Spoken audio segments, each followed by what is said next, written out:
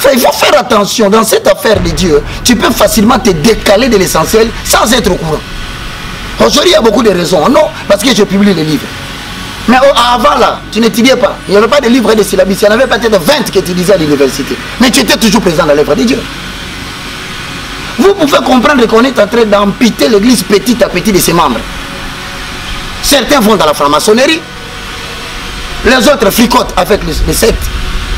Et d'autres, on les retrouve maintenant, ils sont en train de vouloir écrire des livres. Est-ce que nous, on t'a connu avec les livres? Si c'était les livres, nous, on n'aurait pas connu le frère Atoms. Si c'était vraiment pour les livres, le monde entier n'allait pas connaître le frère Atoms. Okay. Alors, le frère est connu parce qu'il chantait pour l'éternel. Yes. Il donnait tout son temps pour chanter. Maintenant, pose-toi la question, où est parti adorant l'éternel?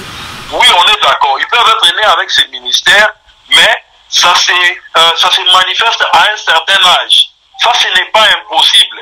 Ce n'est vraiment pas impossible. Je donne l'exemple de Christ lui-même. Christ, déjà quand l'ange s'est présenté auprès de Joseph et de Marie, ils savaient ce que Christ venait faire sur la terre des hommes. Mais Christ est né de ses parents, après être charpentier, les gens de son milieu l'ont connu comme charpentier. Là, il est né, Christ n'a pas commencé son ministère directement. Et la Bible nous renseigne que c'est à 30 ans que Christ a commencé son ministère, de sorte même que les gens de son entourage s'étonnaient de se disant, n'est-ce pas là le fils de Joseph le charpentier? Donc, vouloir dire que quelqu'un peut quitter un ministère, c'est-à-dire qu'un don, parce qu'il n'y a pas de différence. Chanter, c'est un don. Prêcher, c'est un don. Dans la mesure où tout est donné, personne n'avait ça comme un acquis. Bon, maintenant, celui qui donne les dons, c'est pour une utilité commune. Exact. Alors maintenant, quand toi tu décides d'arrêter ça, est-ce que, puisque tu deviens serviteur de Dieu, l'utilité que tu avais, tu l'as donnée à qui quand tu t'imites? Ou quand tu dis que Dieu veut que je sois prédicateur? Ton utilité, c'était quoi? Parce que vous allez dire que les yeux disent, bon écoute, moi je ne serai plus les yeux, je pense que j'ai été appelé à être la jambe. Bon, écoutez, c'est bien beau. Mais alors là, c'est mépriser la notion du corps de Christ. Ok. C'est-à-dire que je donne l'exemple typique, je le répète, ce sont des gens que moi je considère, ils ont leur utilité dans le ministère de l'adoration. Vous allez constater en fait, remarquez très bien, si je ne peux prendre que cet exemple, vous connaissez Alain Moloto, prédicateur ou adorateur? Adorateur. Bon, quand on dit adorateur, chanteur. Compositeur de poèmes chantés avec instrument à musique, n'est-ce pas? Exact. Bon, à la dernière minute de la vie des pauvres Alain Moloto, vous l'avez connu comme chanteur de Dieu ou comme enseignant prédicateur? Je donnerai mon appréciation personnelle. Je l'ai plus vu maintenant avec Eden, dans des prédications, dans des enseignements. Bon, maintenant, quand nous l'avons connu, chanteur de l'Éternel, compositeur de poèmes chantés avec instrument de musique, c'était un don, n'est-ce pas? Exact. Bon, maintenant, quand il commence à prêcher, il a toujours un don, n'est-ce pas? Exact. Bon, maintenant, le problème qu'il a connu quand il est devenu enseignant et le problème qu'il connaissait quand il était adorateur chanteur, qu'est-ce qui l'a mené à la mort selon les soupçons des gens?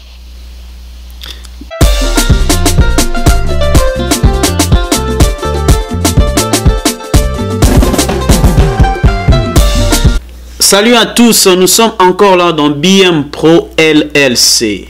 Et nous continuons à vous demander de continuer à vous abonner. On a eu beaucoup d'abonnés ces derniers temps. Nous bénissons Dieu pour ça. Nous vous disons particulièrement merci aussi. Et aujourd'hui ici, nous sommes en train de revenir sur un sujet dont on a parlé la semaine passée et le sujet a été intéressant. Beaucoup de gens ont réagi, posant encore beaucoup de questions. Nous avons trouvé utile d'y revenir. Il s'agit de l'émission qu'on a eue avec l'évangéliste Roger Baka, où la question était de savoir si on peut être en train de chanter, d'avoir le ministère de chantre et puis se retrouver dans le ministère particulièrement pastoral. Alors par rapport à ce qu'avait dit l'évangéliste Roger Baka, beaucoup de gens ont réagi, nous ont posé, j'ai beaucoup de questions. Si je vous dis ma question et non qui le colle la mboula, on a vraiment une pluie de questions et de questions. Les gens se disent, oh non, il n'a pas totalement raison, c'est possible qu'on ait eu avoir été dans le chant, puis être dans le pastoral.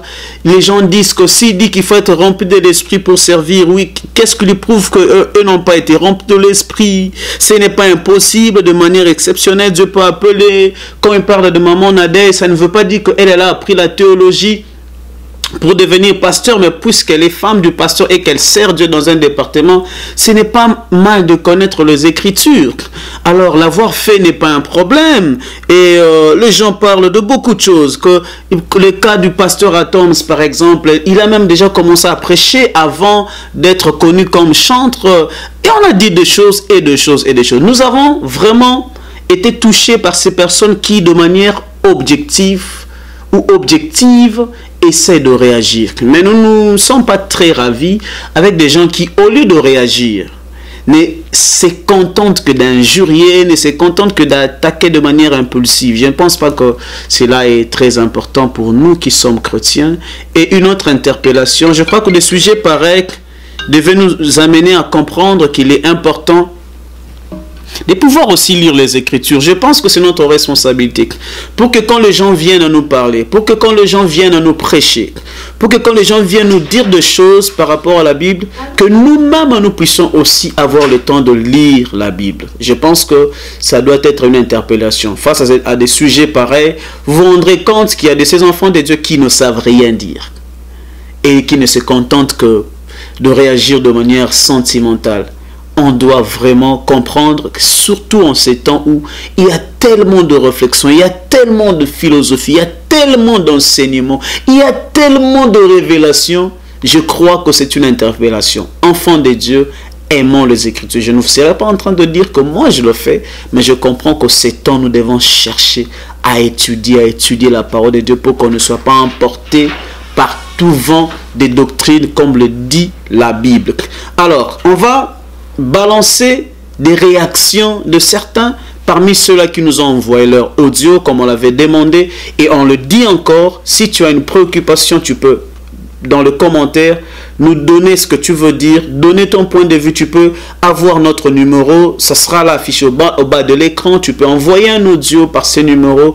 On est très ouvert. Notre but, c'est que la lumière nous soit apportée. Notre émission, n'oubliez pas, c'est Discovery. Nous avons besoin de découvrir ce qui nous serait utile. Donc nous sommes très ouverts et tout le monde peut réagir, venir même participer. On a besoin de tout cela. Alors, on va écouter le premier audio de bien-aimés qui ont réagi par rapport à l'émission qu'on a eu à faire avec l'évangéliste Roger Bacre. Allez, on y va.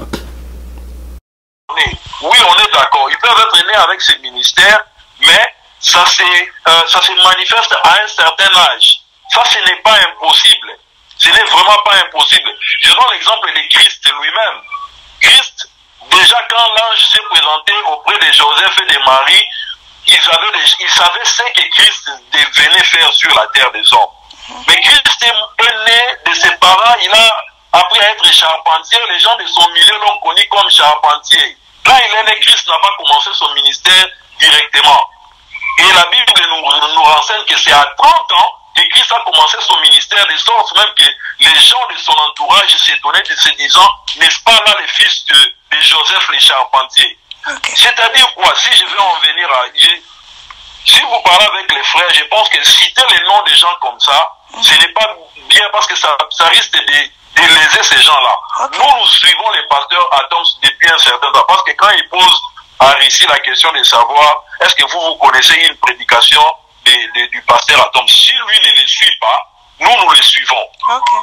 Voyez-vous, c'est un homme de Dieu que nous respectons parce que ses messages nous impactent. Alors si lui, le frère Roger, n'a pas l'occasion de suivre les prédications ni de papa pasteur Henri ou du pasteur Atoms, qu'il ne fasse pas de cela une généralité. Lui ne le sait pas, les autres le savent.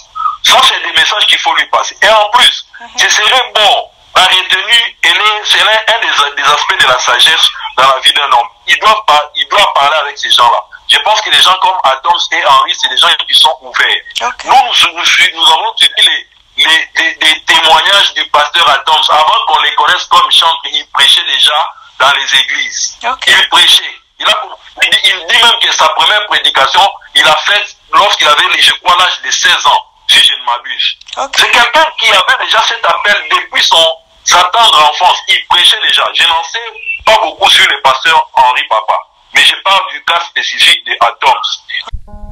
Bonjour mon frère, ici c'est le prophète Joël Okondo. Je veux cependant répondre à la question qui a été posée si quelqu'un peut quitter du chant au pastorat ou à un autre ministère. Bon, l'exemple type que je vais utiliser, c'est vraiment David et je crois que ça pourrait être clair pour vraiment nous aider. Avant de tourner sur les abus, il faudrait d'abord voir si la chose est en accord avec les Écritures. C'est vrai que nous arrivons à faire des abus dans certains cas. C'est comme il y a des vrais prophètes qui peuvent faire aussi des abus, des vrais apôtres, de vrais pasteurs, mais ça n'exclut pas que les pasteurs existent, ça n'exclut pas que le prophète existe. Et moi, je veux illustrer bibliquement pour d'abord vérifier dans les Écritures s'il est possible que quelqu'un puisse quitter du chant au pastoral. D'abord, le terme utilisé dans la question m'intéresse peu, quitter du chant au pastoral. Moi, je dirais plutôt faire le chant et ajouter la partie pastorale à l'intérieur. Parce que je ne pense pas que Dieu peut donner un don et qu'après 2 mois, 4 mois, 10 mois, on éteint le don pour utiliser un autre don ou faire un autre ministère. Mais je pense que le tout peut s'agencer dans le ministère. Alors, je vais parler rapidement de Saoul. Je vais prendre 1 Samuel 16 à partir du verset 14. L'esprit de l'Éternel se retira de Saoul tandis qu'un mauvais esprit envoyé de l'Éternel se mit à le tourmenter. Les serviteurs de Saül lui dirent, voilà qu'un mauvais esprit envoyé par Dieu te tourmente. Il te suffit, notre Seigneur, de dire à Amon et tes serviteurs ici présents te chercheront quelqu'un qui sache jouer de la lyre.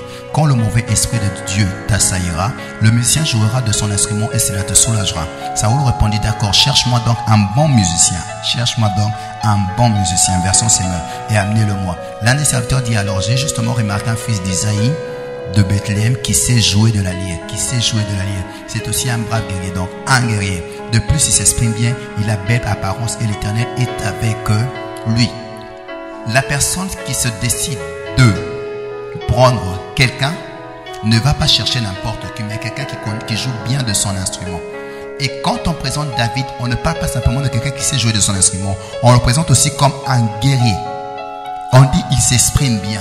Ce qui explique que peut-être dans sa musique, il chantait, il parlait et on se rendait compte qu'il savait s'exprimer. Il avait une belle apparence et on se rendait compte que l'Éternel était avec lui. On n'a pas dit que l'Éternel était avec lui en tant que guerrier ou simplement l'Éternel était avec lui dans le chant. Simplement l'Éternel était avec lui. C'est-à-dire que quand il fonctionnait en tant que guerrier ou quand il fonctionnait en tant que chanteur, on se rendait compte que l'onction l'accompagnait. Alors venez de suivre ces audios avec moi. Et je vous annonce déjà qu'on aura l'évangéliste Roger Bach en duplex.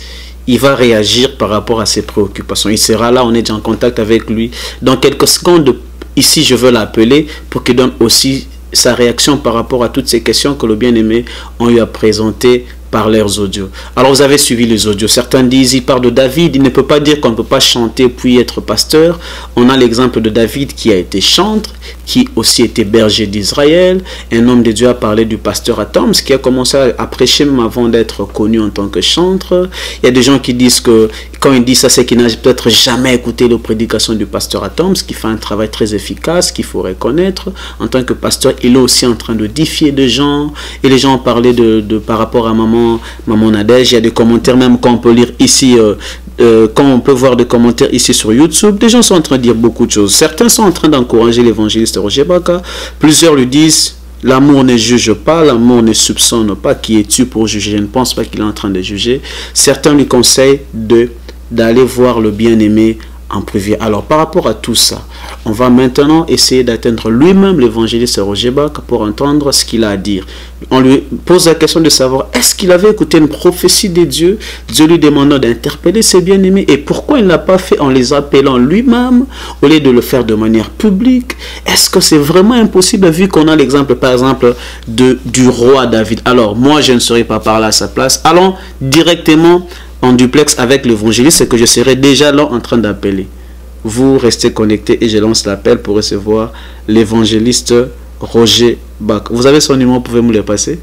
Bon, je l'ai dans mon téléphone, j'enregistre, je l'avais enregistré, donc je compose le numéro pour appeler l'évangéliste et on va écouter son point de vue. Et j'insiste qu'il peut réagir, mais il n'a pas le monopole de la parole. Vous pouvez aussi vous nous appeler et on va faire passer votre point de vue, même en duplex. On peut vous recevoir à l'émission, vous pouvez nous faire des audios ou faire de textes messages. Donc allons-y avec l'évangéliste et on va revenir juste à la fin. Mais pourquoi la pierre ne pouvait pas être lancée par la main de l'homme? Parce que la manifestation de la puissance du ministère n'a rien à voir avec la capacité humaine. Il n'y a aucun talent à l'homme qui peut commencer pour se muter ensuite devenir l'établissement d'un ministère. Non, ça n'existe pas. De deux, ça c'était le premier argument. Dieu établit, c'est-à-dire que Dieu fait manifester parmi les hommes l'existence d'une chose sans que personne n'ait sa traçabilité, ou que cela soit le fruit d'une certaine évolution. C'est ça le verbe établir. Okay. Comme pour dire, tu commences avec un don, au fur et à mesure que tu évolues, tu deviens pasteur. Non, non, non, ça ne se fait pas comme ça dans le ministère. Voilà pourquoi certaines personnes peuvent bien vouloir discuter. Mais le vrai problème de l'Église, c'est de refuser de parler le langage de la Bible. Ok. Ne parlons pas le langage de l'interprétation intellectuelle des Écritures. Non. Parlons le langage de ce qui est écrit. Ça, c'est la première des choses. C'est Dieu qui établit. Et donc, l'homme n'a pas de processus d'évolution. Non, non, non, non. Les deux. Allez-y dans Matthieu chapitre 4, le verset 19. Ok. Lorsque vous êtes dans Matthieu chapitre 4, vous allez remarquer quelque chose de très très important qui répond aussi à la question. Matthieu chapitre 4, le verset 18 au verset 19. Nous pouvons lire au nom de Jésus. Ok. Comme il marchait le long de la mer de Galilée, il vit deux frères, Simon appelé Pierre et André son frère. Ils jetaient le filet dans la mer, car ils étaient pêcheurs. En voilà un exemple qui est typique et qui peut nous aider. Regardez bien, par rapport à ta question, est-ce que quelqu'un qui avait un talent naturel peut-il devenir ce qu'on appelle un serviteur ministre avant ou délégué apostolique? Remarquez ici la profession claire, mécanique, talent séculier. C'est que ce sont des gens qui sont professionnellement pêcheurs. Mais Jésus leur dit dans le verset 19, suivez-moi et je vous ferai pêcheurs d'hommes. Tu m'as entendu, mon frère? Exactement, je suis à l'écoute, papa. Alors, quand on arrive sur ce point-là, c'est là où je dis aux gens que quelqu'un ne peut pas s'imiter ou évoluer. Non. Le ministère n'est pas une question d'évolution. À la deuxième réponse, si donc quelqu'un est chantre, comme c'était le cas avec les gens, les André et Pierre qui étaient deux pêcheurs, si on doit admettre que exceptionnellement ils peuvent devenir des hommes de Dieu, alors ils peuvent puiser dans cet exemple une réponse qui peut, ils peuvent dire ouais, voilà une réponse qui nous soutient, parce que Pierre en réalité il était pécheur, mais comment il est devenu serviteur de Dieu? Donc voilà quelque chose qui peut leur dire voilà, mais frère Roger disait que c'est faux. Mais justement je vous donne cet exemple pour vous montrer que lorsque nous rentrons dans ces faits, vous allez constater que dans le ministère il y a un corps. Vous me comprenez très bien? À l'écoute. Nous parlons du corps de Christ. Et dans le corps de Christ, il y a la tête. La tête a les yeux. Les yeux, il y a les oreilles. Les oreilles, il y a les nez. Les nez, il y a la bouche. Pour ne pas parler des membres supérieurs et inférieurs. Chaque membre du corps a son utilité. Et qu'il ne faille pas dire que les yeux cessent d'être les yeux pour devenir les nez. Ok. Donc, vouloir dire que quelqu'un peut quitter un ministère, c'est-à-dire qu'un don, parce qu'il n'y a pas de une différence.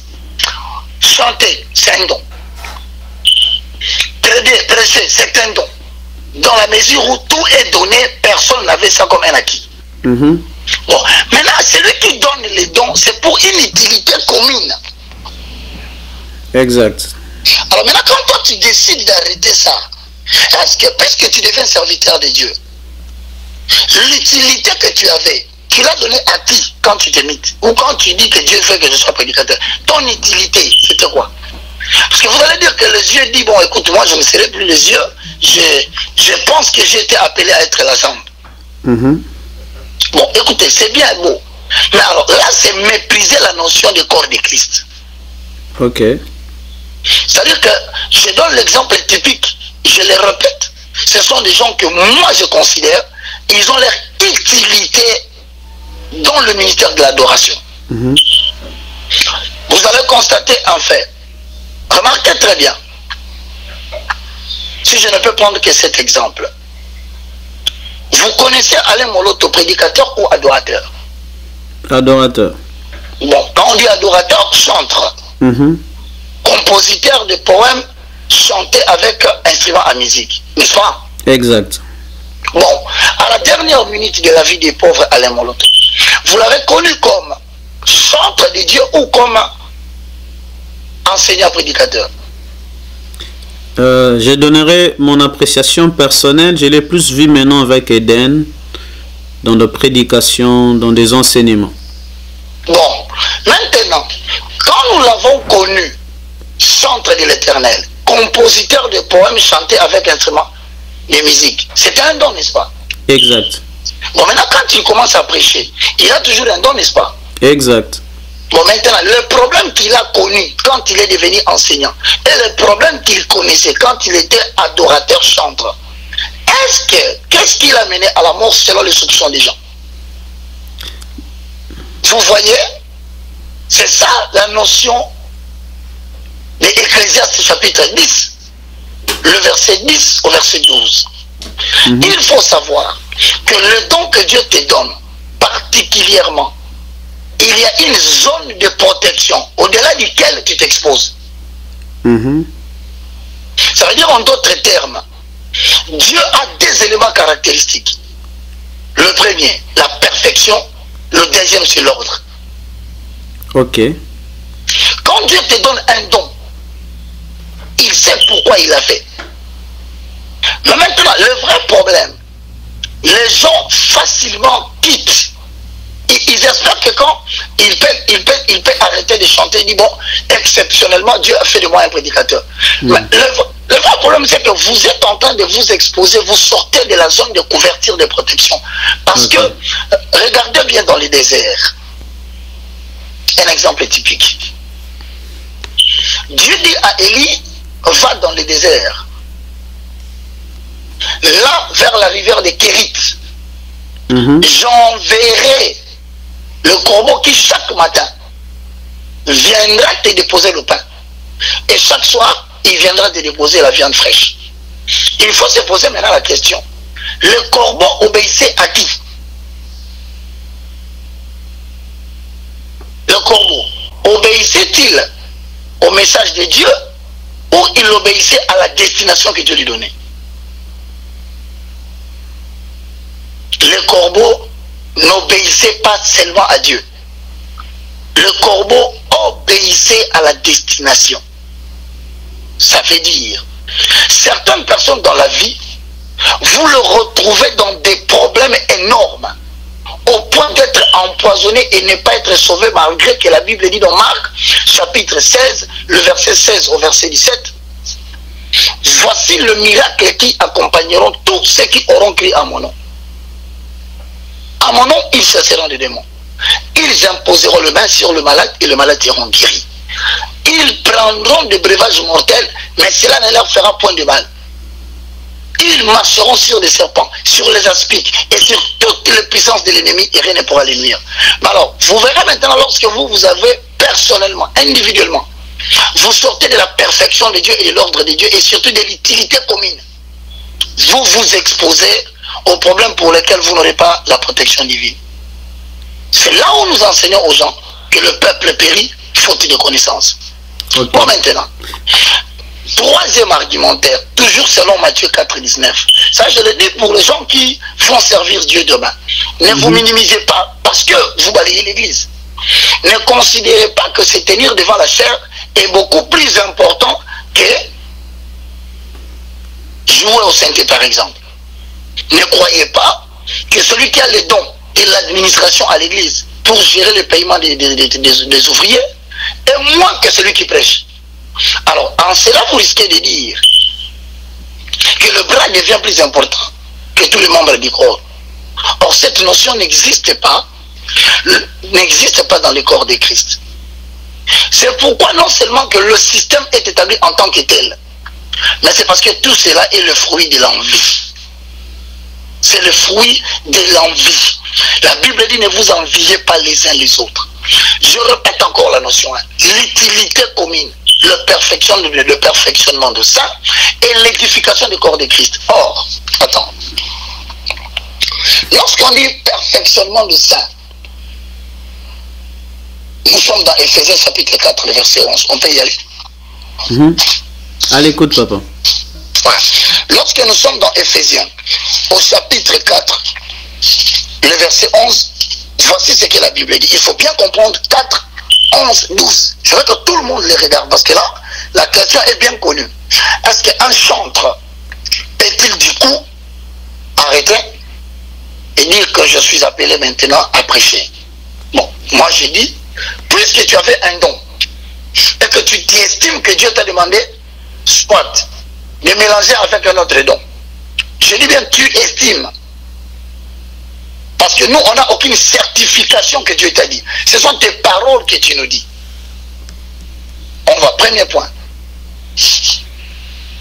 Il a donné aux uns comme apôtres, aux autres comme prophètes, aux autres comme évangélistes, aux autres comme pasteurs, aux autres comme docteurs. Il y en a 12. Pourquoi il a donné à chacun cela? C'est comme pour dire qu'un évangéliste, si nous croyons qu'il peut s'imiter des dons, les musiciens chrétiens chantent pour devenir un prédicateur de l'évangile, et donc nous pouvons admettre qu'on peut quitter du ministère prophétique pour se retrouver au ministère apostolique. Donc on peut accepter que quelqu'un quitte le ministère doctoral pour dire non, j'avais commencé docteur, mais je pense que moi je suis un prophète. Vous voyez un peu où est-ce que nous amenons l'église lorsque nous laissons aux hommes le libre choix de pouvoir dire qu'ils peuvent s'imiter. Alors que l'utilité qu'il avait, nous l'avons vu, nous l'avons constaté. Mais quand il arrête ça, l'utilité du membre qui vient de nous empêter, qui le fait? Ok. Vous permettez, évangéliste, qu'on avance? Ça a été très clair? Non. Il y a maintenant, je voudrais finir là. Le verset 12 est dit, pour le perfectionnement de ça, en vue de l'œuvre du ministère et l'édification du corps de Christ. C'est-à-dire, quand Dieu donne un don, c'est pour rendre parfait, c'est pour parfaire, non pas toi. Il faut bien comprendre les choses.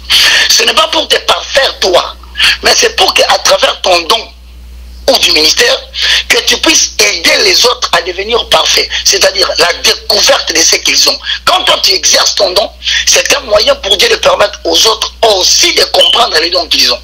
Donc, en arrêtant de faire ce que Dieu te demande de faire, tu empêches aussi les autres de se découvrir et en même temps, pour le perfectionnement de cette envie de l'œuvre du ministère. Le ministère veut dire tout simplement quoi? La poursuite d'une vision. Donc, quelqu'un, je donne l'exemple de mon frère Atoms, que j'aime beaucoup. Henri Papa, que j'aime beaucoup. Denis Monde, que j'aime beaucoup. Matou Samuel, que j'aime beaucoup. Des gens qui ont fait des choses extraordinaires dans les dons que Dieu leur a donnés. Mais maintenant, quand ils veulent arrêter pour commencer à prêcher, ils doivent savoir qu'ils détruisent le ministère. Comment? Parce que le ministère, c'est la poursuite d'une vision. Alors, maintenant, quand toi tu as arrêté la vision que Dieu t'a donnée, qui pouvait nous permettre, nous, d'être édifiés, c'est-à-dire être construits, en hébreu, oikotomeu. C'est-à-dire, quand ils chantent, spirituellement, ils se libèrent un potentiel. spirituelle qui nous entre, qui nous pénètre. Et cette puissance qui les quitte, qui nous pénètre, nous aide nous à nous construire afin que nous devenions une demeure de l'Éternel. C'est-à-dire que sans ce qu'il fait, il est difficile pour nous de loger Dieu dans nos corps à travers son ministère. Okay. Le peuple périt faute de connaissances. Et je termine pour te dire que lorsque tu lis, pour ceux qui nous suivent, qui veulent parler le langage de la Bible, Ecclésiaste dit, dit. S'il a émoussé le fer, mais il n'en a pas aiguisé le tranchant, il devra redoubler de force, mais la sagesse a l'avantage du succès. Amen. Si le serpent mord, faute d'enchantement, quel avantage pour l'enchanteur? Ça veut dire tout simplement ceci. Voici les conséquences réelles de ceux qui veulent quitter là où Dieu les a placés pour devenir ce qu'ils estiment qu'ils ont la capacité de faire. Primo, c'est la mort physique précoce. C'est-à-dire, spirituellement, vous allez sentir cette personne mourir, vous quitter, vous perdre. Son existence va vous quitter et cela va aboutir à une mort physique précoce. Il mourra rapidement. Vous allez constater qu'il va mourir rapidement. De deux, c'est le redoublement de force. Là où il pouvait chanter une chanson qui touche le corps de Christ et le monde entier, il aura besoin de 150 prédications, ne fût-ce que 150, mais pour être entendu seulement à Brazzaville. Alors qu'il faisait une seule chanson, il était partout. C'est la deuxième conséquence. La troisième conséquence, c'est la morsure du serpent. C'est-à-dire, le diable, à défaut de te tuer, parce que tu es en train de combattre son œuvre, soit il va t'amputer un membre de ton corps. C'est ainsi que vous voyez parmi les hommes de Dieu aujourd'hui, il y a plusieurs malades. Des apôtres paralysés, des pasteurs qui ont connu des AVC, des accidents vasculaires cérébraux. Vous le verrez de plus en plus. Et essayez de mener une étude sur tout le père que vous connaissez aussi au Congo, à Kinshasa. Vérifiez. 90% des hommes de Dieu aujourd'hui ont été amputés d'un membre de leur corps et sont devenus incapables de servir Dieu. Vous savez pourquoi? Oui, on vous écoute. Ils voulaient faire ce que les chantres sont en train de faire aujourd'hui. Alors nous nous prévenons. Nous ne voudrions pas que demain, que l'on dise, ah, mais un jour on a suivi l'émission du frère Roger Baka, il avait dit exactement la même chose. La Bible ne ment pas. La Bible peut tout dire, sauf un mensonge. Que Dieu vous bénisse. Ok. Amen. Merci beaucoup, homme de Dieu. Mais déjà, votre intervention a encore suscité de préoccupations. Et on avait 3 questions. Je crois que le sujet est si vaste qu'on ne va pas aller trop loin. Il ne nous en reste que 2. Mais votre intervention a suscité une question. Je ne sais pas, je ne voudrais pas que les gens comprennent autrement ce que vous êtes en train de dire. Seriez-vous, parlant de la couverture spirituelle que Dieu nous donne quand on est à l'exercice du ministère où il nous voit, seriez-vous en train de nous dire, puisque vous avez dit quand on sort de cette couverture, quand on sort de là où Dieu nous voit, on sort le lieu où nous avons notre couverture spirituelle. Étiez-vous en train de dire que c'est ce qui était à la base de la mort de Papa Alain Moloto? Le fait qu'il soit sorti d'une certaine couverture. Si j'ai donné cet exemple, c'était pour dire aux gens qu'ils ne me comprennent pas ce que je dis. Yeah. C'est pour cela que j'ai posé la question. Pour moi, cela n'engage que moi. Ok. Alain Moloto, une personne que je respecte beaucoup, avec qui on a beaucoup travaillé. Ok. Il n'était pas chantre. Je pense qu'il a compris sa mission en dernière minute. Il était formateur de chantres, mais il était appelé à la parole, à l'enseignement. Je pense qu'il a passé trop de temps à vouloir chanter, et ce n'est qu'à la fin qu'il s'est rendu compte quel était son appel. Malheureusement, il était parti un peu plus loin de la zone de protection. Ok, je crois que là c'est clair, on évitera beaucoup de commentaires, mais je crois que ça a été clair, on en avait besoin. Alors, une autre question. Est-ce possible, à la lumière des Écritures, il y en a-t-il des hommes de Dieu à qui Dieu a donné 2 ministères? Dieu a appelé certains, Dieu a établi certains comme apôtres, certains comme pasteurs, certains comme docteurs. Mais on nous dit qu'il y a de ceux-là que Dieu a appelé au ministère pastoral, mais puisqu'il doit être un pasteur, et qui doit enseigner, Dieu lui a aussi donné ses ministères doctoral pour qu'il puisse en tant que pasteur nourrir ou enseigner aussi l'église. Est-ce possible pour un appelé de Dieu d'avoir plus d'un ministère?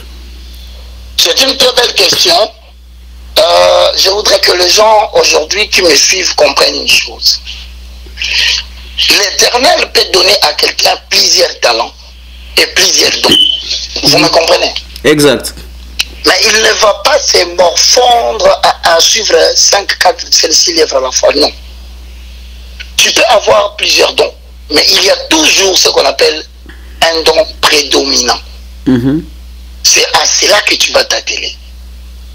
Je te donne l'exemple. Tu connais l'apôtre Paul. Dieu l'a appelé apôtre des gentils, n'est-ce pas? Allô? Oui, je vous écoute, papa.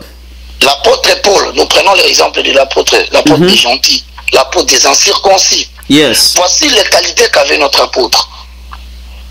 Notre apôtre, c'est une personne qui, non seulement en accord avec Actes des Apôtres, chapitre 26, le verset 16 au verset 17, je paraphrase. Nous allons lire.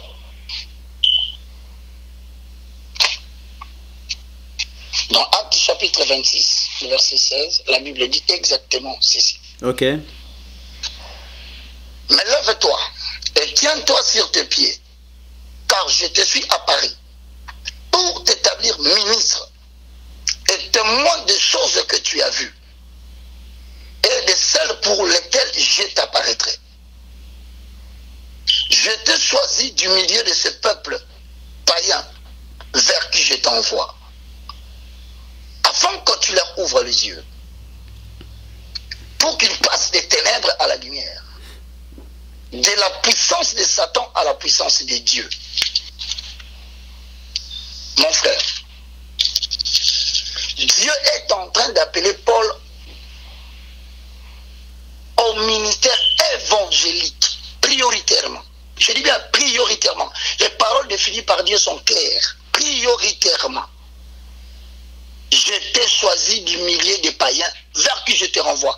La première des choses, que tu leur ouvres les yeux, que tu leur fasses sortir les ténèbres à la lumière, de la puissance de Satan à la puissance de Dieu. Ce qui est essentiellement la mission de l'évangélisation. Ok.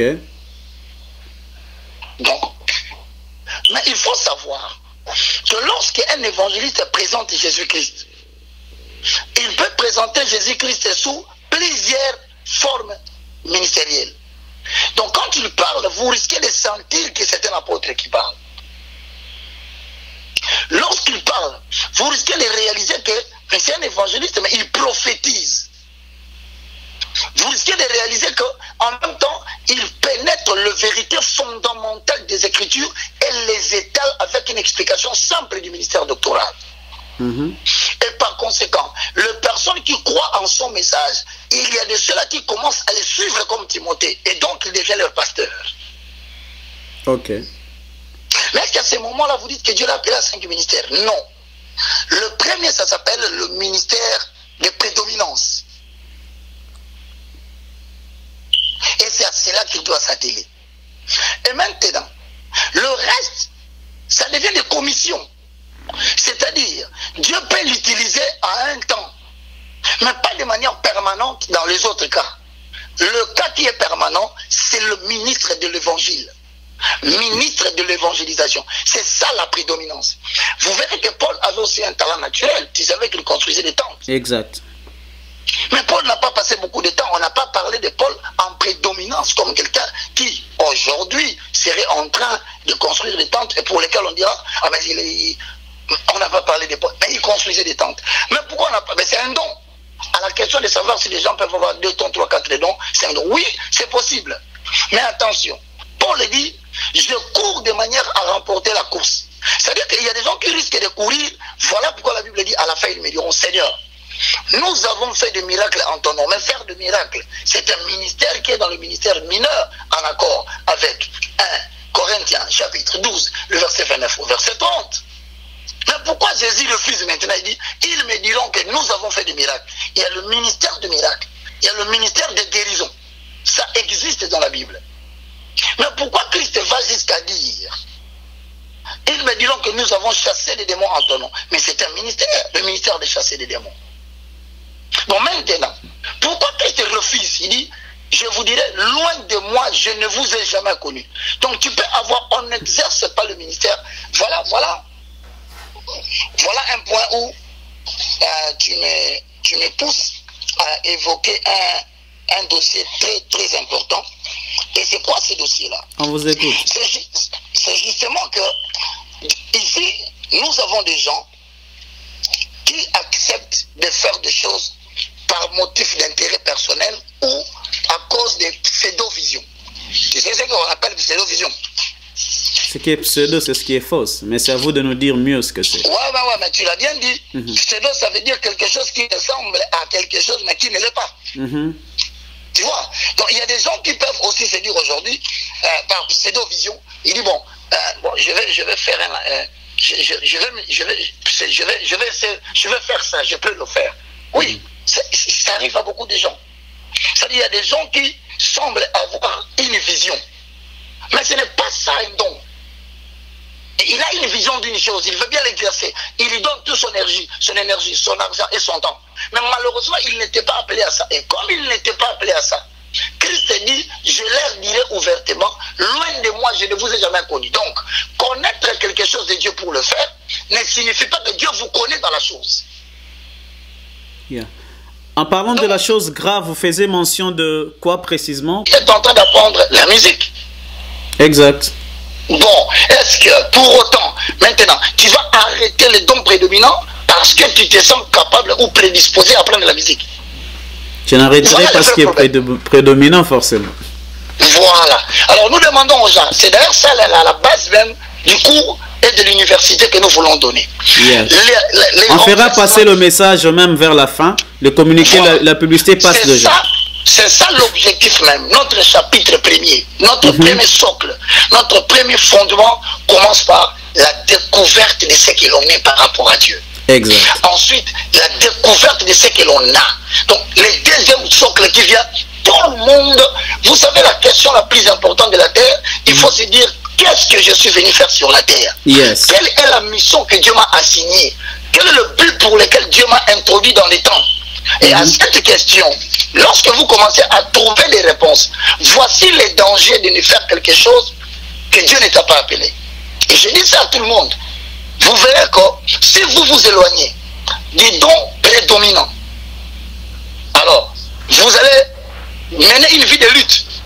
Vous allez le constater vous-même. Même les auditeurs, les téléspectateurs qui nous suivent, ils estiment qu'ils peuvent muter de travail saisir. Parce que les États-Unis, c'est ça.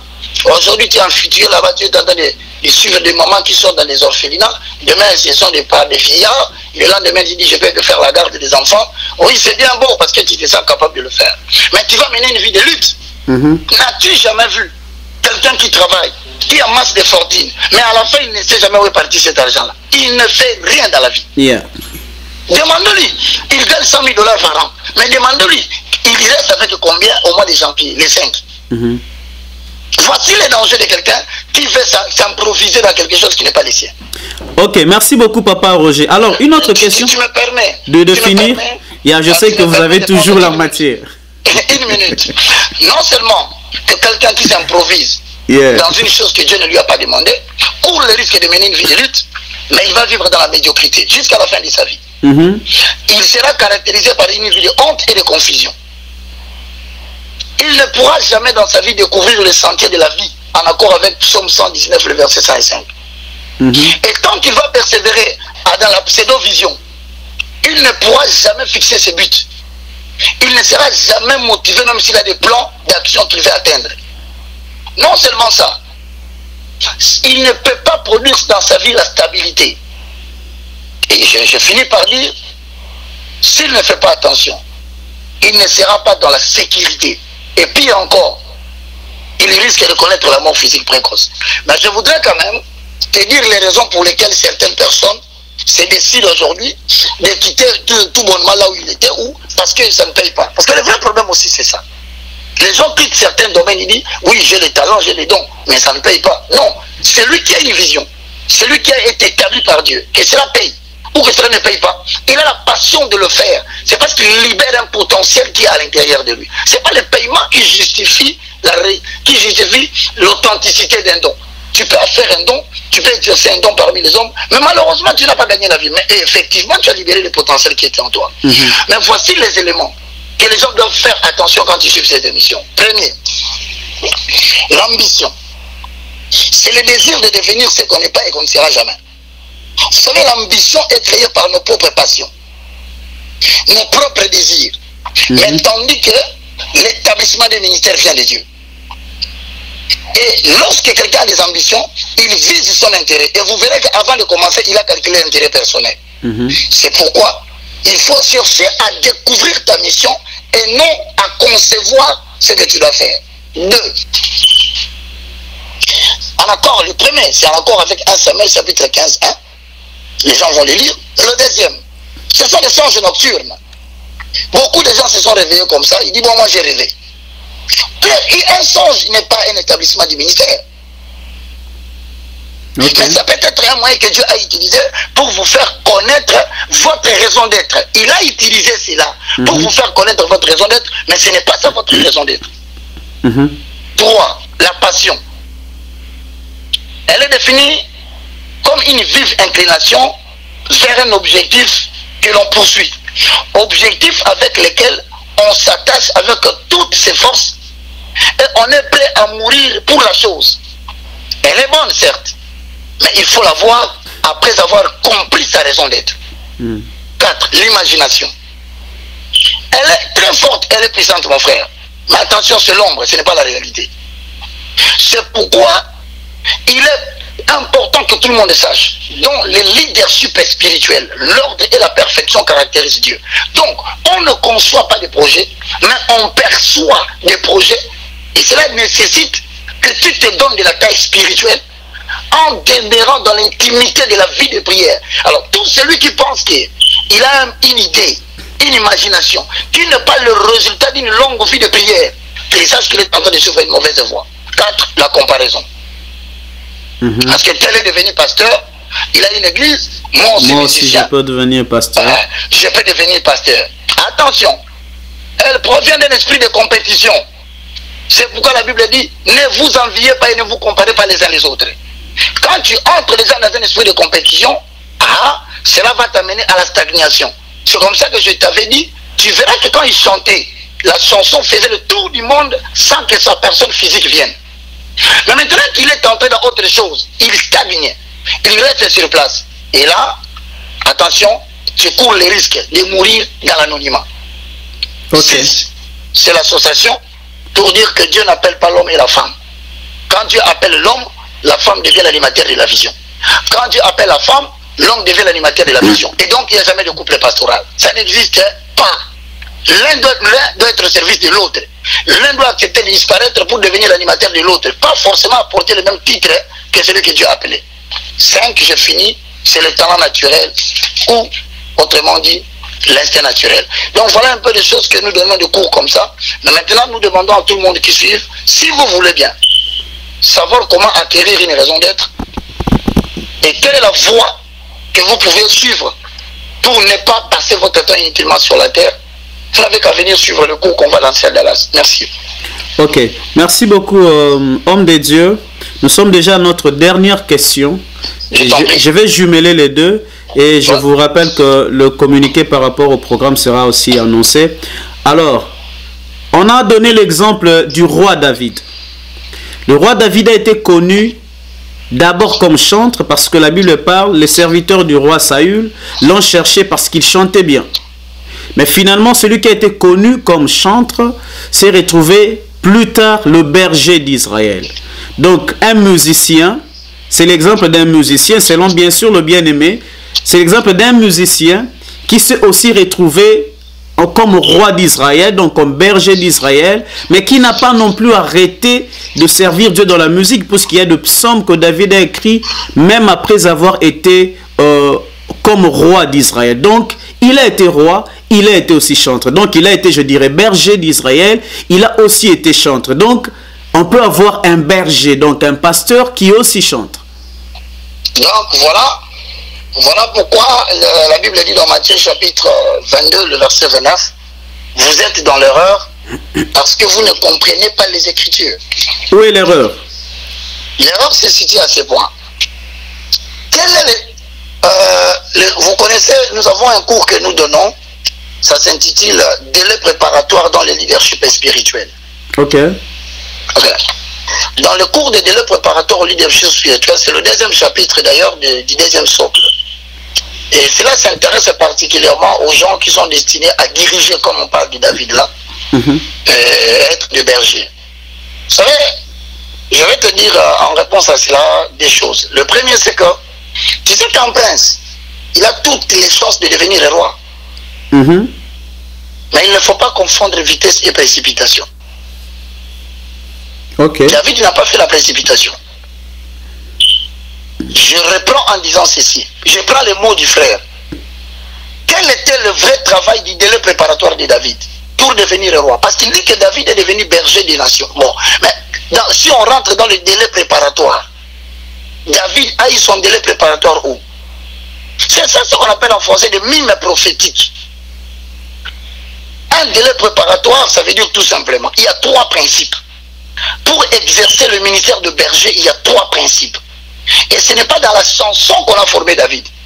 Ce n'est pas quand il sentait qu'il a eu ses délais préparatoires. Le délai de la chanson était un don qu'il avait déjà. Mais pour devenir berger, il est passé par une formation. C'est pour faire la différence justement pour dire à la personne. David avait le don de chanter, comme nous l'avons dit, quelqu'un peut avoir 2, 3 dons, 4, 5 dons. Mais le don le plus prédominant de David, ce n'était pas la chanson. C'était le fait qu'il gardait le brebis de son père. Voici ce que nous disons. La gravité de l'entraînement implique la gravité de la mission. Ok, homme de Dieu, permettez, ça s'explique, puisqu'on a donné même l'exemple de ces hommes de Dieu que vous avez cités, qui ont été formés, qui ont même commencé à prêcher avant d'être connus comme chantres et qui ont été fermés, qui ont passé dans le délai préparatoire, toujours en ayant le don de chant et puis finir comme pasteur. Je te donne un exemple typique. Les dons qui t'enlèvent dans le local pour t'amener dans les corps de Christ, c'est ça qu'on appelle. Maintenant, rentrons dans le cas de David pour prendre le cas pratique de nos frères. Qu'est-ce qui a amené David sur le plan national? C'était sa capacité justement, quand il a dit au roi, voici quand j'étais dans la forêt. Il n'a pas dit j'ai joué la guitare. Il n'a pas donné ce qu'on appelle un CV. Son CV, il n'y a pas eu mention de musicien. Mais c'est ce qu'il avait introduit dans la maison du roi. Non, ce n'est pas ça. Ce qu'a introduit David, ce n'était pas dans la maison du roi qu'il y avait la guerre. C'était entre deux montagnes. Non, mais il a été choisi. Il a d'abord été choisi pour venir chanter pour le roi quand il était tourmenté. Non, ne commettez pas cette erreur. Les dons de chanter s'exerçaient dans la maison de Saül. Mais la capacité de lutter avec Goliath et de le tuer s'est exercée devant tout le peuple. S'il vous plaît, il faut qu'on soit clair dans les choses. David allait chanter pour l'individu Saül. Ça, ce n'est pas le corps de Christ. C'est l'individu Saül. Mais David était préparé au combat sur le plan national. Voilà pourquoi le roi n'avait pas besoin de lui demander s'il était chanteur. Il lui a dit, Goliath que tu vas combattre, il est guerrier depuis son enfance. Alors David voulait lui dire aussi, je suis guerrier depuis mon enfance moi aussi. Il n'a pas dit, je suis chanteur depuis mon enfance. Non, il m'arrive de chanter. Mais en tout cas, mon travail permanent, je garde les brebis de mon père. Voilà pourquoi, physiquement, le brebis représentait les animaux. Mais spirituellement, cela représentait la nation d'Israël. Les lions et l'ours représentaient physiquement des animaux de violence et qui ne connaissent pas, qui ont une férocité. Cela représentait la nature de Goliath.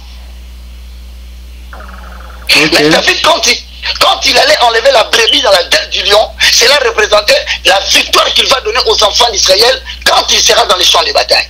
Voici les éléments que les gens n'arrivent pas à expliquer. Je rentre maintenant dans une autre chose.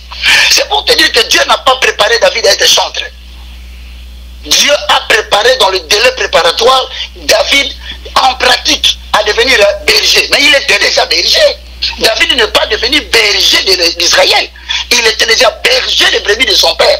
Et la vie de la lutte, David ne l'a pas commencé sur le plan national, il a commencé sur le plan local. Alors, vouloir dire que David, il était chantre et qu'il a été connu comme chantre, c'est mépriser les Écritures. Je quitte là-bas, je prends un deuxième exemple. Posez-vous la question. Tu connais la raison pour laquelle on avait chassé Moïse dans la maison du Pharaon? Je sais que tu n'es pas un athée, tu dois quand même avoir une certaine petite notion. C'est parce qu'il avait tué un Égyptien. On l'a chassé où il a fui, en fait. Hein? Non. Moïse, selon la version biblique, Moïse a fui. Mais pourquoi il avait fui? Mais c'est parce qu'il a été menacé. Yes. Voilà. Alors, qu'est-ce qui a poussé Moïse à tuer un Égyptien? C'était la passion de défendre le peuple de Dieu. Mais vous savez que Moïse a écrit des cantiques dans la Bible, dans le livre des psaumes, vous le savez? Yes. Alors, maintenant on va dire que Moïse était chantre. C'est alors qu'il est devenu berger. Il a écrit des psaumes. Voilà. On peut même noter ici sur la Bible. Mais pourquoi on ne les considère pas comme chantres? Comme ses frères nous ont écrit des chansons, mais aujourd'hui sont des pasteurs. C'est pour te dire. C'est pour te dire, ils n'ont pas écrit des chansons. Nous les avons connus comme des chantres. Pas ils ont écrit des chansons. Sur le plan national, je parle de microcosme et de macrocosme. Le microcosme, c'est quand il chantait chez lui à la maison, on ne le connaissait pas. Mais lorsqu'il est apparu devant les gens, nous l'avons connu comme un chantre. Regarde le livre des gens, la Bible dit, en ce temps-là, Paris Jean-Baptiste. Mais Jean-Baptiste, il avait des travaux qu'il prêchait. Il était prédicateur, mais il baptisait. Mais pourquoi on l'appelle Jean le Baptiste? Parce que l'œuvre prédominante de Jean-Baptiste, des gens, c'était le baptême. Le baptême. Donc voilà quelque chose que les gens te connaissent. Il ne faut pas vouloir nous montrer autre chose comme si tu étais devenu polyvalent. Dans l'œuvre de Dieu, il est question de la spécificité et non de la généralité. Ok, évangéliste, c'est clair. Vous permettez une toute dernière question. Sens-toi à l'aise. Alors, voici la question qu'on nous pose. En suivant l'émission qu'on a fait, donc la première, il semblerait que vous seriez en train de dire que tout ce que vous êtes en train de nous faire connaître maintenant, c'est parce que vous auriez reçu une prophétie de la part du Seigneur concernant ces hommes de Dieu. C'est la première partie de la question. Alors, si ça serait, est-ce d'abord une prophétie que vous avez reçue de Dieu pour interpeller vos bien-aimés que vous aimez d'ailleurs? C'est la première manche. Alors, si c'est une prophétie, pourquoi vous ne seriez pas partis voir ces personnes personnellement, individuellement, pour traiter, vu que ce sont vos frères, au lieu d'en parler en public comme ça? Les gens disent toujours ce que tu viens de dire. Pourquoi tu n'es pas allé voir tes frères? Alors les gens aiment bien que je leur dise quand je suis allé les voir. C'est ce que je fais.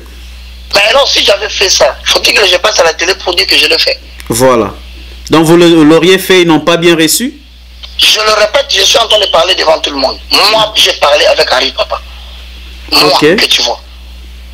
Je t'informe encore qu'après toutes les émissions que nous avons fait avec Mamoulopo, Rafinguindou et toi, je t'ai dit, j'ai parlé pendant 3 heures du temps, de 23h à 1h30 du matin avec Mike Kalambay. Ok. Intéressant. Je ne peux pas commencer à passer à la télé pour commencer à dire à tout le monde, voilà j'avais vu tel, voilà j'avais vu tel. Non, ça c'est pas mon appel. Je ne suis pas appelé par des hommes, je suis appelé par Dieu. Je fais ce que Dieu me dit. Et je ne dis pas tout ce que je fais. Et je n'ai pas l'obligation de rendre des comptes aux hommes. Je rends des comptes à Dieu. Exact.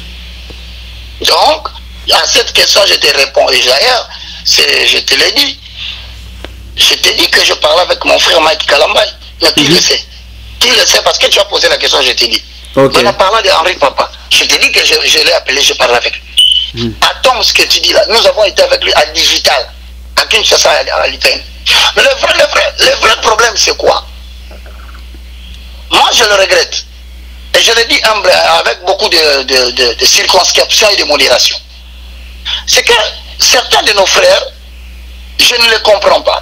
Quand ils entrent en possession d'un certain matériel, ou d'un certain niveau de bien, ou un certain niveau d'argent, vous sentez qu'il a complètement changé le comportement. C'est-à-dire, il ne reçoit plus les gens au téléphone, les gens ne savent plus l'appeler, et les gens ne savent plus le voir. Même les gens qui aujourd'hui là on le voit en cours de route, vous sentez qu'il y a une glace, c'est comme si il le pressait, on ne sait plus l'arrêter en cours de route pour parler avec lui. Les enfants de Dieu aimeraient bien te voir. Moi, je me rappelle un jour, je me suis retrouvé en ville. Imagine-toi, parce que moi j'ai l'habitude de parler avec les gens. En tout cas, pour ceux qui me connaissent, ils vont te dire que frère Roger, lui, tu peux l'arrêter n'importe où, tu peux l'appeler, tu l'auras, vous allez vous voir. Je défends à mes frères cette attitude-là qu'ils ont à voir maintenant. Okay. C'est pas ça le leadership. Ce n'est pas ça. C'est pas ça la personnalité. Ce n'est pas ça la grandeur. De s'éloigner des gens et de devenir imperméable. C'est pas ça l'élévation. C'est de l'orgueil tout simplement. Et j'interdis ça. Restez tel que vous étiez auparavant. Vous savez combien de gens peuvent être guéris? Le simple fait seulement qu'il te parle. Il te voit, il te parle, il est guéri. Pourquoi? Parce qu'il estime que Dieu l'a fait voir une personnalité spirituelle. Mais quand vous vous éloignez pour qu'on ne vous voie plus, vous savez combien de personnes vous empêchez de palper la gloire de Dieu? Je suis parti à la gare centrale, je te le dis, moi je marche pas les mots. Je montais aux escaliers, tout à coup je vois un monsieur physiquement, c'est quelqu'un si vraiment tu as peur des gens, tu diras non, moi je ne vais pas parler avec cette personne. Mais mon frère, comme j'ai pris la décision dans ma vie, petit, grand, homme, vieux, quand il m'interpelle, je m'arrête d'abord. Bonjour mon frère, comment ça va? Parce qu'il ne faut pas porter la célébrité dans ton corps. Il ne faut pas devenir star. Je ne sais pas si tu me comprends mon frère. Je vous capte très bien papa. Et c'est ça le vrai problème avec deux pasteurs congolais maintenant et des chantres musiciens congolais chrétiens. Vous demandez qu'on les voie, mais vous ne vous posez pas la question si le voile devient difficile ou pas. Ah, yeah, on comprend. Alors répondez à la question papa, est-ce une prophétie que vous auriez reçue du Seigneur? Je suis en train de dire, ma mission c'est la restauration des valeurs spirituelles inversées. Alors qui restaure prévient. Parce que restaurer, c'est quoi? Ça veut dire remettre une chose à la place où elle était. Et donc quand je dis restauration, les gens doivent savoir ce que moi j'ai dit. Et quand je dis restauration des valeurs spirituelles, je suis dans Psaume chapitre 11, le verset 3, tel que complété par Psaume chapitre 82, le verset 5 au verset 7. Quand les fondements sont renversés, le juste que fera-t-il? Il ne faut pas rejeter. Il ne faut pas mépriser, il ne faut pas ignorer le Saint-Esprit qui te montre les modèles à suivre et les styles de vie qui correspondent au don qu'il t'a donné. Quand tu les rejettes, avant que Dieu ne te sanctionne, Dieu ne fait rien sans avoir informé. Je te donne un exemple typique aujourd'hui. J'ai appris, ici tout en état, je suis à Chicago parce que je reviens d'Atlanta par la grâce de Dieu, toujours dans les services divins. Gloire à Dieu. Mon frère, j'apprends d'ici qu'à Kinshasa, il y aurait des gens qui sont venus de l'extérieur qui aimeraient bien organiser une journée au stade des martyrs pour consacrer Congo entre les mains de Dieu. Vous imaginez des hommes qui ont été avec des politiques qui sont aujourd'hui au pouvoir, des hommes qui viennent de l'extérieur, qui ne connaissent pas l'histoire de notre pays, qui ne connaissent pas à quoi nous sommes confrontés et depuis quand la lutte a commencé et quels sont les exilés politiques qui sont partis à l'extérieur, qui sont de la diaspora qui se bat matin soir. Qu'est-ce que nous faisons dans notre pays? Qu'est-ce que nous en dirons? Vont entrer dans notre pays pour nous apprendre comment consacrer le Congo entre les mains de Dieu. Alors j'apprends ça d'ici. Vous imaginez? Je pose une question. Je dis, tous ces politiques que vous avez établis qui vivent dans la franc-maçonnerie, vous, ces prédicateurs-là, vous le savez, qu'est-ce que vous leur avez dit avant de consacrer la nation entre les mains de Dieu? Vos pasteurs délimités, première rie, jusqu'à 17e rie, caractérisés par la magie réelle, visible aux yeux de tout le monde, qu'est-ce que vous leur avez dit? Dans quel pays en Israël où Dieu demande au roi de consacrer la nation sans vouer par interdit certaines choses? Ok. Alors maintenant, ils vont dire que c'est la prophétie. Justement, ça c'est une prophétie.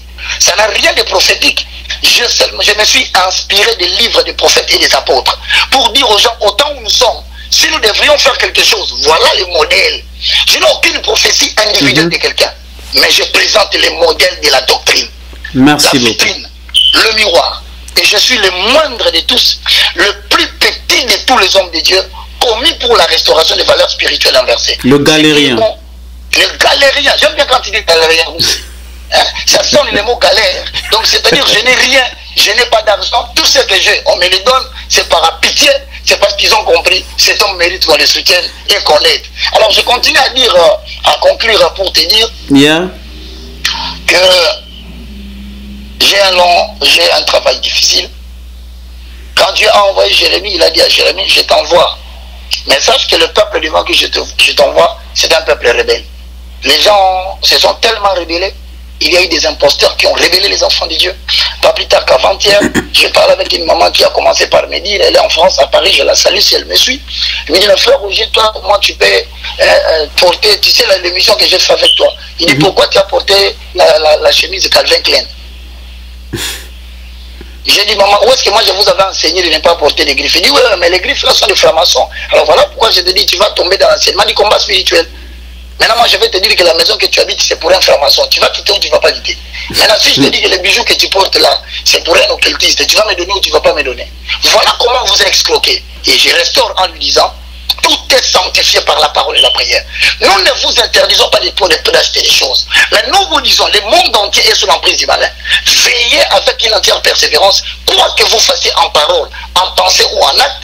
Commencez par rendre grâce à Dieu. Le Saint-Esprit a la puissance de tout détruire.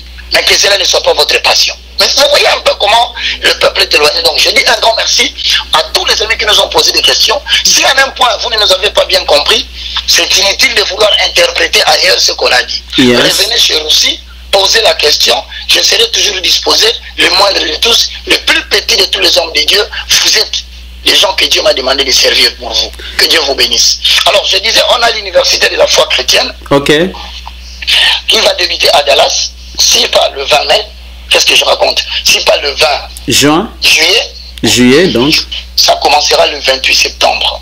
Ok. Si alors, pas le 20 juillet, ça sera le 28 septembre. D'accord. Alors là, je m'en vais quand même donner les numéros parce que certaines personnes peuvent bien vouloir savoir comment faire pour maintenant accéder à cela. Je t'ai envoyé un spot que d'ailleurs tu vas peut-être par la grâce de Dieu. On l'a déjà mis dans notre chaîne YouTube, donc s'ils s'abonnent dans BM Pro LLC, ils verront la publicité. C'est déjà dans notre chaîne. Ah, d'accord. Alors avec ça, ils peuvent déjà, je crois que tous les numéros sont là, mais dans la mesure où ils veulent savoir le numéro de contact le plus facile, c'est le 214 524 44 37. Je disais donc 214 524 44 37. Pour ceux qui veulent bien me joindre, moi, sur WhatsApp, pour exemple les questions, je pourrais toujours vous répondre. Je suis au 00243 90 79 66 785. C'est mon numéro WhatsApp. Et le deuxième, le 0, vous aurez reçu, il va vous répéter ça, le 00243 9 98 82 0 0 0 4. Alors j'annonce à tout le monde que j'ai fini mon périple évangélique missionnaire. Que Dieu bénisse toutes les personnes qui m'ont soutenu d'une manière ou d'une autre. Je pense à Rafimindu, je pense à Mamolopo, Maman Trésor, je pense à Ruti, je pense à Maman Sarah, Papa Eustache. Maman Sarah, Papa Boss, Eustache.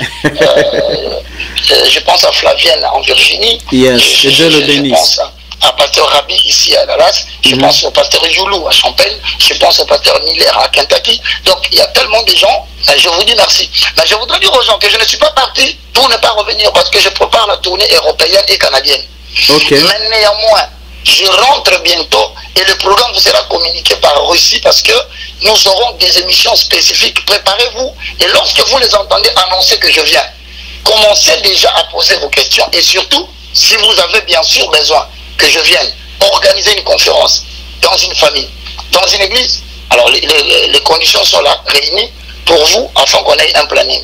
Je te remercie aussi de m'avoir permis de m'exprimer encore de la part de l'Éternel. Merci de nous avoir aussi accordé ces temps de Dieu. Merci beaucoup à vous et très bonne soirée. On reviendra quand il y aura encore de préoccupations. Sentez-vous à l'aise, mon frère. Merci. Merci beaucoup et bye bye. Au revoir. Alors nous venons là, nous tous, de suivre ce que l'évangéliste Roger Baka peut nous dire. Nous avons écouté les audios. Chacun de nous peut essayer, dans l'ensemble de tout ce qui a été dit, comprendre ce qui est important. Comme on le dit, Discovery, nous essayons d'apporter la lumière. Notre souci, c'est que nous soyons éclairés, que nous ayons de la lumière, que nous ayons de réponses par rapport aux questions que nous sommes en train de nous poser en tant qu'enfants des dieux. La connaissance, la lumière, nous en avons vraiment besoin pour ne pas être emportés par tout vent des doctrines. Donc, à vous de conclure. Moi, nous n'avons vraiment pas un point de vue. Seulement, si vous avez encore de préoccupations, nous sommes là pour vous et on va toujours contacter. Si pas l'évangéliste Roger Baka, vous pouvez même nous proposer des hommes de Dieu qui peuvent aussi être intéressants dans ces sujets. Donc, nous reviendrons prochainement avec des préoccupations que vous allez nous présenter. Mais n'oubliez pas, BM Pro LLC, notre chaîne YouTube. Nous avons besoin d'avoir plus de Maman Sarantine qui m'a dit d'ici la fin de ce mois, on va avoir plus de 1000 abonnés. Alors, on a eu plusieurs qui se sont ajoutés, mais nous voulons voir plus de 1000 qui s'ajoutent. On en a déjà assez, mais on va voir plus de 1000 qui s'ajoutent durant ce mois de juin. Donc, abonnez-vous dans notre chaîne BM Pro. Vous pouvez aussi nous contacter parce que BM Pro est une branche dans BIP. Et dans BIP, nous n'avons pas que 2 émissions. Il n'y a pas que cette émission, il y a l'émission de cuisine. Si vous voulez apprendre comment faire plusieurs recettes, allez dans BM Pro, cherchez BIP Cuisine aussi dans YouTube. Et nous sommes aussi en train de vous servir avec de sites internet. Tu as besoin de sites internet, on peut les créer pour toi, on peut les héberger pour toi. Tu as besoin de affiches pour une convention, pour un programme, à l'église, un programme, peu importe le travail, nous faisons, je crois, la meilleure qualité des affiches ici. Au lieu de dépenser 500 $ ou 100 $, nous on peut le faire à un très bon prix et à un très court délai et avec une très bonne qualité. Donc, merci à vous qui nous avez suivis. Vos réactions, vos commentaires, vos conseils, vos remarques, on en a vraiment besoin. Disons grand merci à notre héroïne dans l'ombre, celle qui a fêté son anniversaire la semaine passée, maman Eustache, maman Sarah Ntingi, la femme du boss Eustache. Alors, grand merci à eux, grand merci à tous les amis, grand merci à l'évangéliste Roger, grand merci à papa Jean-Flore, grand merci au prophète Joël, grand merci à notre papa d'Angleterre. Merci à vous qui avez trouvé intérêt dans ces programmes. Nous continuerons à attendre vos réactions. Que le Seigneur vous bénisse et à très bientôt. N'oubliez pas, quand vous conduisez, évitez d'écrire de texte message, évitez de parler au téléphone, évitons des accidents. C'est un conseil d'amis. Alors, on se revoit très bientôt. Merci beaucoup.